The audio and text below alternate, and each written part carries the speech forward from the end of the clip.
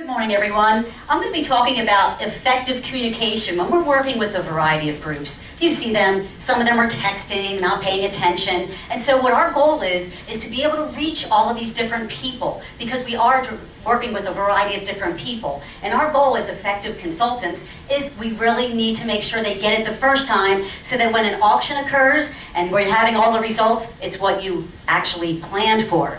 And so with effectively communicating, you want to make the 4 things I'm going to be working with you here today is the fact that we have different learners that we're working with.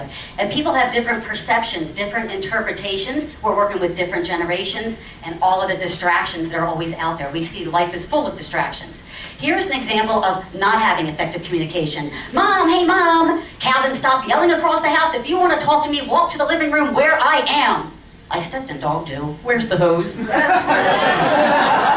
want that happening to us. We want to effectively communicate the first time. So we're going to look at learners. Look, most people, different ways of learning, there's a variety of them, but most people either learn visually, need to see it, or they need to hear the information. So my main point to you is we want to show and tell. Because when you're showing people, along with communicating, by showing pictures, this is where we're going to actually reach them. And I don't know why, this slide seems like it's frozen. Does it seem like it's been on for too long? Okay. So when we're trying to meet with all of them, if we're in a silent auction, we can say to our people that we say, don't have the tables cluttered. We don't want to make sure there's a lot of clutter. Show that picture and say, look, people aren't going to be able to see what's going on here. That's going to confuse them. By showing that picture, then they get what you're saying about the clutter. Then you show them a picture, look, you want everything spread out. You want to make sure that you can effectively get through to them by showing them. And by showing them, what happens is we show and tell. However, just because we show and tell, it doesn't mean that they get what we are really saying. People have different perceptions. We are all in here with different backgrounds, different education. You all have different perceptions. And so, because of your different perceptions, you're going to have a different interpretation of the information. So on the next slide is going to be a picture. And when you're looking at this, what do you see? Everybody's seeing a face. But I heard somebody say liar. Turn your head this way.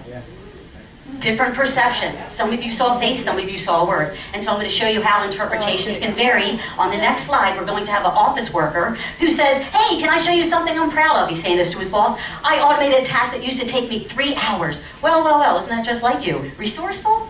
Lazy. Did you just turn my brilliant accomplishment into a character flaw? Complainer. Oh, let's just forget the whole thing. Quitter. 2 different interpretations of the same situation. And so the brain is a very complicated thing. And so what we want to work on is, as consultants, let's make sure that we're making the right connections in everybody's mind, because that is what's important. We want the results. Here's how you do it. When you tell somebody something, make sure they understand it. Ask the questions. Give them a chance to evaluate the information before they act on it. Because in the real world, we say something to someone, they immediately want to act on it. Most people skip steps 2 and 3. And so as effective consultants, we want to make sure that when they hear it, that they really are understanding the information before they act on it so that we get the results.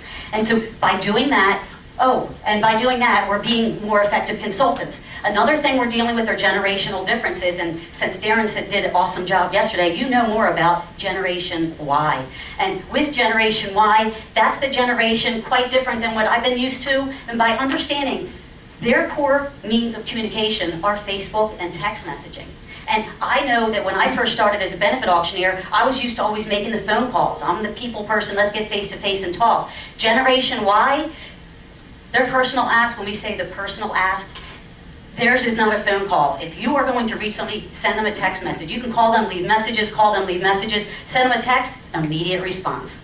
And so keep that in mind when you're dealing with different generations. So let's do a quick review of what I've gone through. You're going to show them and tell them, and understand that with the different perceptions, you're going to make sure that you complete all 4 steps. When they're hearing it, give them a chance to understand and evaluate the information before they act on it. And then, of course, your different approach. And as far as distractions, that's the final piece of this puzzle. Remember that group that we dealt with? You, when you're meeting with the groups, we are going to use our enthusiasm to get through to these people, to get their attention. Our enthusiasm and our knowledge, and of course your charisma as benefit auctioneers, are going to get everyone looking at you, ready for learning, and you're going to get the results that you want because you took the time to teach them and get it right the first time.